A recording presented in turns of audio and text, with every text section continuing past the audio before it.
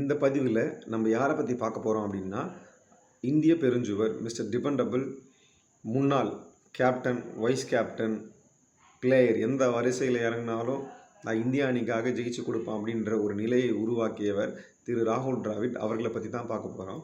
So ராகுல் டிராவிட் ஜனவரி 11, 1973ஆம் ஆண்டு இந்தூர், மகாராஷ்டிரா மாநிலத்தில் பிறந்தவர்.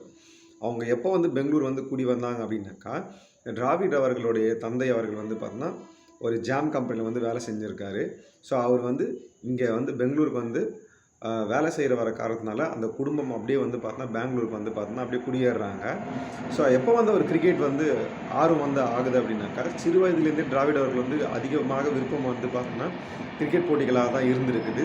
குண்டப்பா விஸ்வநாத், மணில் கவாஸ்கர் அவர்களுடைய போட்டிகள் பேட்டிங்கில் பார்த்தீங்கன்னா பல தடவைகள் அவர் மேலும் மேலும் பார்த்து தான் இருக்கார். அவர்கள் கிரிக்கெட் விளையாட சிறு வயதிலிருந்து, அதாவது பள்ளிகளிலிருந்து ஆரம்பிச்சிருக்காரு. ஸோ அது மட்டும் இல்லாமல் பள்ளி போட்டிகளில் சிறப்பாக செயல்பட்டு, அது மட்டும் கல்லூரி, அதுக்கப்புறம் முதல் தர நல்ல சிறப்பான ஆட்டத்து மூலியமாக இந்திய அணிக்கு உள்ளே வருகிறார்.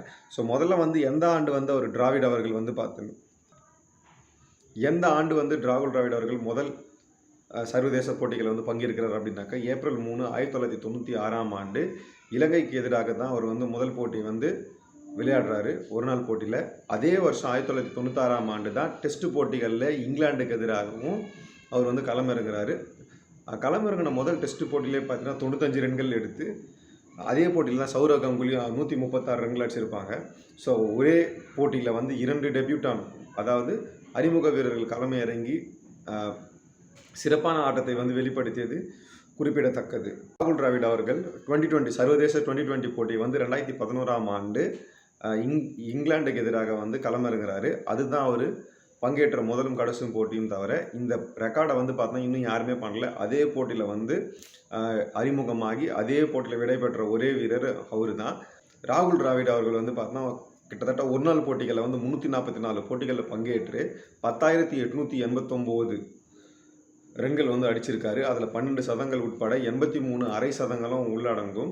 ஸோ இதில் இந்தியாவுக்காக அதிக அரை சதங்கள் அடித்த 2வது வீரர் என்ற பெருமையை பெறுகிறார். ஸோ இதுக்கு ராகுல் டிராவிட் தான் இருக்கார், 83 அரை சதங்கள் அடிச்சிருக்காரு. அது மட்டும் இல்லாமல் இந்தியாவுக்காக அதிக போட்டிகள் பங்கேற்ற வீரர் என்ற 3வது இடத்தையும் பிடிச்சிருக்காரு. ஸோ ஃபஸ்ட்டு சச்சின் எல்லாருக்குமே தெரிஞ்சது. அடுத்தது நம்ம முன்னாள் இந்திய கேப்டன் MS தோனி, அடுத்தது ராகுல் டிராவிட் 344 ஒரு நாள் போட்டிகளில் பங்கேற்றிருக்காரு. ஸோ அடுத்தது ராகுல் டிராவிட் அவர்கள் டெஸ்ட் போட்டிகளில் 163 டெஸ்ட் போட்டிகளில் பங்கேற்று 13,288 ரன்கள் எடுத்து, அடுத்தது அதில் 36 சதங்களும் 62 அரை சதங்களும் உள்ளடங்கும். ஸோ இந்தியாவுக்காக 2வது அதிகபட்ச நபர் அடித்த டெஸ்ட் ஸ்கோர் இதுவாக தான் இருக்கும், 13,288 ரன். அடுத்தது ராகுல் டிராவிட் பங்கேற்ற ஒரே ஒரு 2020 போட்டி இங்கிலாந்து 2011. ஸோ அதுதான் அவரோட ஃபஸ்ட்டும் லாஸ்ட்டும். சரி, அந்த போட்டியில் பார்த்தீங்கன்னாக்கா எல்லாருமே பார்த்தீங்கன்னா இவர் என்னடா 2020 லாஸ்ட் மேட்ச்சில் பார்த்தீங்கன்னா 13 இருக்கார். ஃபஸ்ட்டு ஸ்டார்டிங்கில் ஒரு 2-3 ரொம்ப திணறுவார். அதுக்கப்புறம் பார்த்தீங்கன்னா அந்த மேட்ச்சில் ஹேட்ரிக் சிக்ஸஸ் அடிப்பார் சமித் பட்டேல் ஓவரில். அப்படியே ஸ்டேடியமே பார்த்தீங்கன்னா அப்படி கதி காலைங்க அப்படியே அதிரும். ஸோ அதெல்லாம் பார்த்தா மறக்க முடியாது. அது மட்டும் இல்லாமல் பார்த்தீங்கன்னா ராகுல் டிராவிட் அவர்கள் பல சாதனைகளை படிச்சிருக்காரு. டெஸ்ட் பேட்டர் அப்படின்னு சொல்லிட்டு பேர் எடுத்தவர் 2003ஆம் ஆண்டு நியூசிலாண்டுக்கு எதிராக நடந்த போட்டியில் பார்த்தீங்கன்னாக்கா அதிவேகமாக அரை சதம் அடித்திருப்பார் 22 பாலில். இந்தியாவோட ஸ்கோர் பார்த்தீங்கன்னாக்கா வெறும் 290, 293 தான் இருக்கும். ஆனால் டக்குன்னு பார்த்தீங்கன்னா விக்கெட் ஒரு சைடில் விழுந்துட்டுருக்கும். தலைவர் வருவார், கடகடன்னு பார்த்தீங்கன்னாக்கா அடிக்கிறது எல்லாமே 4, 6 அப்படின்னு சொல்லிட்டு. அதுக்கு முன்னாடி டிராவிட் ஆடின ஆட்டத்தை, இந்த மாதிரி ஆடின ஆட்டத்தை யாருமே பார்த்துருக்க மாட்டாங்க. அன்றைக்கி மேட்ச் பார்த்தவங்க எல்லாமே பார்த்தோன்னா ஆடி அசந்து போயிட்டாங்க. என்னடா பாவி இப்படி அடிக்கிறார், அடிச்சது எல்லாமே 4, 6 தான். ஸ்டேடியமே பார்த்தோன்னா அப்படியே கதி கலங்கி போயிடுச்சு. நியூசிலாண்டு பிளேயர்ஸும் பார்த்தீங்கன்னாக்கா அப்படியே ஸ்டன் ஆகிட்டாங்க, எதுவுமே பண்ண முடியாத அளவுக்கு. ஸோ அந்த மேட்ச் பார்த்தீங்கன்னா இந்தியா ஜெயிச்சு அது ஒரு ட்ரை சீரீஸு ஆஸ்திரேலியா கூட ஃபைனல் நெக்ஸ்ட் டே ஆடுவாங்க. ஸோ அது ஒரு வேறு கதை. ஸோ அது மட்டும் இல்லாமல் பார்த்தீங்கன்னாக்கா ராகுல் டிராவிட் பார்த்தோன்னா எல்லா பிளேசஸ்லையும் பார்த்தீங்கன்னா இந்தியாவுக்காக பேட்டிங் பண்ணியிருக்காரு. நான் 1 டவுன் தான் ஆடுவேன், ஓப்பனிங் தான் ஆடுவேன் அப்படின்னு சொல்லிட்டு இதில் இப்படி அடமே பிடிக்காமல் இந்தியாவுக்காக போட்டியோட தன்மைக்கு ஏற்றவாறு பார்த்தீங்கன்னாக்கா 1 டவுனு, 4th, 5, 6 அப்படின்னு சொல்லிட்டு பார்த்தீங்கன்னாக்கா இந்திய அணிக்காக தன்னோட இடத்தை இளைஞர்களுக்காக அவர் சாக்ரிஃபைஸ் பண்ணது அடுத்த கதை. ஸோ ஃபஸ்ட்டு பார்த்தீங்கன்னாக்கா ராகுல் டிராவிடோட சாதனைகள் என்ன அப்படின்னாக்கா, 1999ஆம் ஆண்டு நடைபெற்ற உலகக்கோப்பையில் 2 சதங்கள் தொடர்ச்சியாக அடிச்சிருப்பார். ஸோ அதுக்கு முன்னாடி பார்த்தோன்னா அதிகபட்சமாக ஒரு வேர்ல்டு கப்பில் பார்த்தோன்னா 2 செஞ்சுரி அடிக்கிறதே வந்து ஒரு பெரிய விஷயம். ஸோ அந்த சாதனை நடத்தினார். அது மட்டும் இல்லாமல் அந்த 1999வது உலகக்கோப்பையில் 461 ரன்கள் அடித்து பார்த்தோன்னாக்கா அந்த உலகக்கோப்பையில் அதிகபட்ச ஸ்கோர் அடித்த ஒரு வீரராக அந்த உலகக்கோப்பையில் இருந்திருக்காரு. ஸோ அடுத்தது பார்த்தீங்கன்னாக்கா கங்குலியோட கேப்டன்சியில் எடுத்திங்கனாக்கா 2000லேருந்து 2005 வரைக்கும் பார்த்தோன்னா கங்குலி தான் கேப்டனு.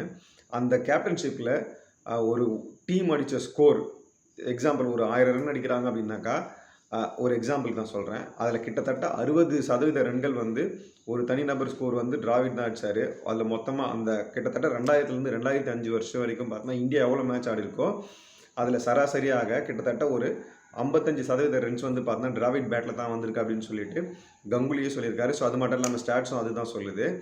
அந்த காலத்தில் பார்த்தீங்கன்னாக்கா சச்சினுக்கு நிகராக வளர்ந்து வந்தவர் டிராவிட் தான். சச்சின் அவுட் ஆனாக்கா டிவி ஆஃப் பண்ணுற காலம் போயிட்டு டிராவிட் ஆனால் நம்ம ஜெயிச்சிருவோம் அப்படின்ற ஒரு நிலைமைக்கு கொண்டு வந்தார். ஸோ அது மட்டும் இல்லாமல் ராகுல் டிராவிட் அவர்கள் வந்து டெஸ்ட் போட்டிகளில் மொத்தம் எத்தனை டபுள் செஞ்சுரி அடிச்சிருக்காரு அப்படின்னாக்கா 5 டபுள் செஞ்சுரி அடிச்சிருக்காரு. அதில் ஒன்று மட்டும்தான் இந்தியாவுக்குள்ளே அடித்தது.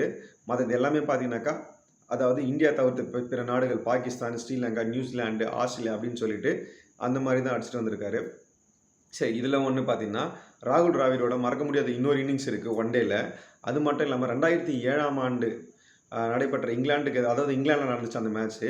அந்த மேட்ச்சில் பார்த்தா சச்சின் 99ல் அவுட் ஆகிடுவார். அதுக்கப்புறம் பார்த்தீங்கன்னாக்கா இந்தியா யுவராஜும் அடுத்தது அவுட் ஆகிடுவார். நெக்ஸ்ட் வந்து ராகுல் டிராவிட் பார்த்தீங்கன்னாக்கா 60 பாலில் 92 ரன் அடித்து நாட் அவுட் ஆகியிருப்பார். ஸோ அவர் அடித்த மேட்ச் அந்த மேட்ச்சுன்னு பார்த்தீங்கன்னு வச்சிங்களேன், ராகுல் டிராவிட் வந்து 100 அடிச்சிருப்பார். லாஸ்ட் 12 பால் பார்த்தீங்கன்னா நான் ஸ்ட்ரைக்லேயே இருப்பார். அதனால் அவர் செஞ்சுரி அடிக்காமல் போயிருப்பார்.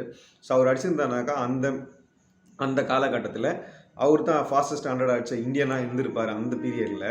ஸோ அதுவும் வந்து அவரோட அடித்த ரெக்கார்ட் தான். ஸோ நெக்ஸ்ட்டு என்ன அப்படின்னாக்கா ராகுல் டிராவிட் பண்ண ரெக்கார்டில் முறையடிக்க முடியாத ரெக்கார்டு அப்படின்னாக்கா டெஸ்ட் கிரிக்கெட்டில் பிடிச்ச கேட்சஸ். ராகுல் டிராவிட் அவர்கள் டெஸ்ட் கிரிக்கெட்டில் வந்து பார்த்தீங்கன்னா சாதனை வந்து நிறைய நிகழ்த்தியிருக்காரு. ஸோ அதே மாதிரி பார்த்தீங்கன்னா டெஸ்ட் கிரிக்கெட்டில் அவர் நிகழ்த்திய ரெக்கார்டை வந்து பார்த்தீங்கன்னா 2-3 வந்து பிரேக்கே பண்ண முடியாத அளவுக்கு இருக்குது. அது என்ன அப்படின்னாக்கா ராகுல் டிராவிட் அவர்கள் வந்து டெஸ்ட் போட்டிகள் இது வரைக்கும் 210 கேட்ச் பிடிச்சிருக்காரு. அந்த எண்ணிக்கை அதாவது விக்கெட் கீப்பர், அதாவது விக்கெட் கீப்பர் தவிர்த்து ஃபீல்டராக விக்கெட் கீப்பரும் சேர்த்தும் சரி இது வரைக்கும் யாருமே அவ்வளோ கேட்சஸ் பிடிச்சதே கிடையாது. 210 கேட்ச் அவர் தான் முதல் இடத்துல இருக்கார். இனிமேல் வந்து பார்த்தீங்கன்னா அவ்வளோ கேட்சஸ் வந்து யாருன்னா பிடிச்சி பிரேக் பண்ணால் மட்டும்தான் உண்டு. இது வரைக்கும் யாரும் அவ்வளோ கேட்சஸ் வந்து பிடிக்கவே இல்லை, முதல் இடத்துல இருக்காரு. அதே மாதிரி பார்த்தீங்கன்னா டெஸ்ட் கிரிக்கெட்டில் சச்சின் வந்து 200 போட்டிகள் ஆடி இருக்காரு. அடுத்தது பார்த்தோன்னா இவரை விட ராகுல் டிராவிடை விட பார்த்தோன்னா 2-3 பேர் வந்து அதிக மேட்சஸ் வந்து விளையாடி இருப்பாங்க. ஆனால் அவங்களால பண்ண முடியாத சாதனைகள் வந்து ராகுல் டிராவிட் பண்ணியிருக்காரு. 31,288 பந்துகள் ஃபேஸ் பண்ணி 30,000க்கு மேலே வந்து பாலை ஃபேஸ் பண்ண ஒரே ஆள் யாருன்னு பார்த்தீங்கன்னாக்கா ராகுல் டிராவிட் மட்டும்தான். மற்ற எந்த பிளேயருமே அவங்கள பால் வந்து ஃபேஸ் பண்ணதே கிடையாது. கிட்டத்தட்ட 476 மணி நேரம் வந்து பார்த்தீங்கன்னா கிரீஸில் இருந்திருக்காரு தலைவர். ஸோ அடுத்தது இன்னொரு ரெக்கார்டு என்ன அப்படின்னாக்கா இதுவும் வந்து பார்த்தீங்கன்னாக்கா இனிமேல் யாராலும் பிரேக்கே பண்ண முடியாது அடிச்சே சொல்கிறேன். இது வரைக்கும் 173 போட்டிகளில், அதாவது தொடர்ச்சியாக 173 போட்டிகளில் டக் அவுட்டே ஆகாத ஒரே வீரர் யார் அப்படின்னாக்கா ராகுல் டிராவிட் மட்டும்தான். இந்த ரெக்கார்டை யாராலும் முறையடிக்கவே முடியாது. ஸோ அது மட்டும் இல்லாமல் டிராவிட் வந்து பிளேயராக மட்டும் இல்லாமல் கோச்சஸாக வந்திருக்காரு. பிளேயராக வந்து என்ன ரெக்கார்ட் எந்த ஐசிசி ஈவெண்ட் வந்து வின் பண்ணியிருக்காரு அப்படின்னாக்கா 2002ஆம் ஆண்டு நடந்த சாம்பியன்ஸ் ட்ரோஃபி வந்து ஃபைனல் வந்து இந்தியா வந்து வின் பண்ணிச்சு. அதில் ஸ்ரீலங்காவும் இந்தியாவும் 2 பேருமே ஷேர் தான் பண்ணிக்கிட்டாங்க. ஸோ இந்தியா வந்து அதில் வந்து வின்னராக கருதுனால ஸோ இவர் வந்து அந்த சாம்பியன் பிளேயராக வந்து கருதப்படுறாரு. ஸோ அதே மாதிரி பார்த்தீங்கன்னாக்கா கோச்சஸாக வந்து எந்தெந்த கோப்பைகள் வந்து வின் பண்ணியிருக்காரு அப்படின்னாக்கா 2018ஆம் ஆண்டு அண்டர்-19 உலகக்கோப்பை ஜெயிச்ச ஒரு கோச்சராகவும் இருக்கார். 2018 அண்டர்-19 வேர்ல்டு கப். ஸோ அதில் வந்து சுப்மான் கில்லு, பிருத்திவி ஷா இந்த மாதிரி பார்த்தோன்னா இப்போ யாரெல்லாம் விளையாடுறாங்களோ அதில் வந்து கிட்டத்தட்ட ஒரு 8 பேர் வந்து பார்த்தோன்னா இவர் தலைமையில் வந்து வந்தவங்க தான்.